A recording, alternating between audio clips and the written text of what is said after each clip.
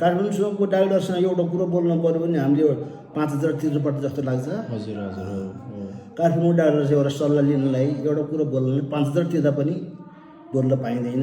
हजुर यहाँ हामीले चाहिँ नि घरको बाबासँग बोले जस्तो बोल्न पायौँ, त्यही नै खुसी छ। ए ठिक छ। अब म त आएकै तपाईँहरूकै सेवा गर्नलाई। अब हामी सबै होइन सुनापति अस्पताल परिवारै तपाईँहरूलाई सेवा गर्ने, दुःख परेको बेला स्वास्थ्यमा के छ सुधार गर्ने होइन, यति नै हो। हाम्रो त चाहनै त्यही हो। यता गाउँको मान्छेलाई नै सकेसम्म काठमाडौँ जानु नपरोस्, यतै राम्रो होस् भनेर होइन।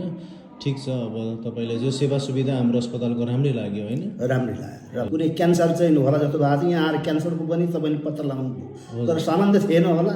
तपाईँले एउटा चाहिँ नि आएको थियो है, क्यान्सरको पनि तपाईँले पत्ता लगाइदिनु भयो। धेरै कुरो चाहिँ तपाईँले राम्रो काम गर्नुभयो। हजुर अब भरि अन्त कहाँकोदेखिको टाढो टाढोको डाक्टर आएर हाम्रो चाहिँ दुर्गम क्षेत्रमा यो सुनपति आएर बसेर राम्रो सेवा गरिदिँदा पनि हामी गरिब गुर्जरको चाहिँ नि धेरै चाहिँ नि मुन हाँसिया छ, रोग मुन हाँसिया छ। सानोतिनो कुरा गर्ने, सबै कुरा मेजाजको कुरा गर्ने, सल्लाह दिने, तपाईँलाई यो रोग छ, यो रोग छ, यो खानुहुन्छ, यो खानुहुन्न भनेर भन्ने सबैलाई।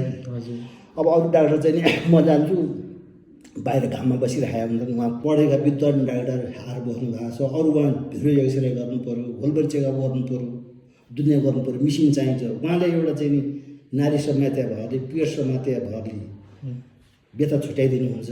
तपाईँले यो रोगै हो भन्नुहुन्छ ग्यारेन्टी। उहाँ लगेर जाँदा यो व्यथा फरक पर्दैन। यस्ता डाक्टर छन् अहिले।